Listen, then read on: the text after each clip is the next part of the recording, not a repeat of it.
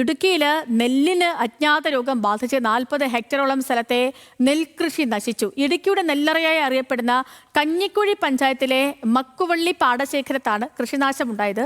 കൃഷിവകുപ്പ് അധികൃതർ സ്ഥലം സന്ദർശിച്ചെങ്കിലും ഈ രോഗം കണ്ടെത്താൻ കഴിഞ്ഞിട്ടില്ല. റിപ്പോർട്ടിലേക്ക്.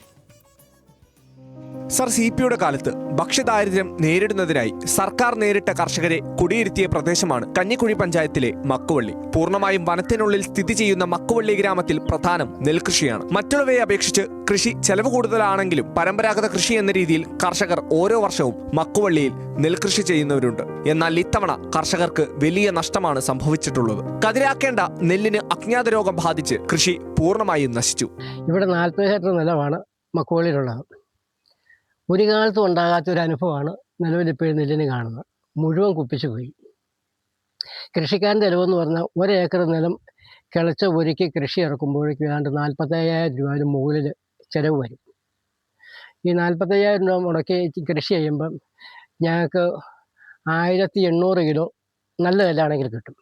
ഈ വർഷം 1800 കിലോ, കഴിഞ്ഞ വർഷം 1800 കിലോ നെല്ല് കിട്ടുന്ന സ്ഥാനത്ത് ഈ വർഷം 180 കിലോ നെല്ല് പോലും കിട്ടാത്തൊരവസ്ഥയാണ്. 40 ഹെക്ടറിലധികം സ്ഥലത്തെ കൃഷിയാണ് പൂർണ്ണമായും നശിച്ചത്. കർഷകർ അറിയിച്ചതിനെ തുടർന്ന് കൃഷിഭവനിൽ നിന്നുള്ള അധികൃതരെത്തി സ്ഥലത്ത് പരിശോധന നടത്തിയെങ്കിലും രോഗം എന്തെന്ന് കണ്ടെത്താനായില്ല. ഓരോ വർഷവും 1 ഹെക്ടറിൽ നിന്ന് ശരാശരി 1500 കിലോ മുതൽ 2500 കിലോ വരെ നെല്ല് മക്കുവള്ളി പാടശേഖരത്തിൽ നിന്നും ലഭിച്ചിരുന്നു. ഇത്തവണ 150 കിലോ പോലും നെല്ല് ലഭിക്കാനില്ലെന്ന് കർഷകർ പറയുന്നത്. കതിരാക്കേണ്ട നെല്ല് മുഴുവനായി പതിരായി മാറിയതോടെ ഒരു വർഷത്തെ അധ്വാനം പാഴായെന്നും കൃഷി ചെലവിനായി മാത്രം 1 ലക്ഷത്തിലധികം രൂപ നഷ്ടമായെന്നും കർഷകർ പറഞ്ഞു. സർക്കാരിന്റെ പ്രത്യേക പരിഗണനയും ധനസഹായവും മക്കുവള്ളിയിലെ കർഷകർക്ക് ലഭ്യമാക്കണമെന്നും അവർ ആവശ്യപ്പെട്ടു. ന്യൂസ് മലയാളം, ഇടുക്കി.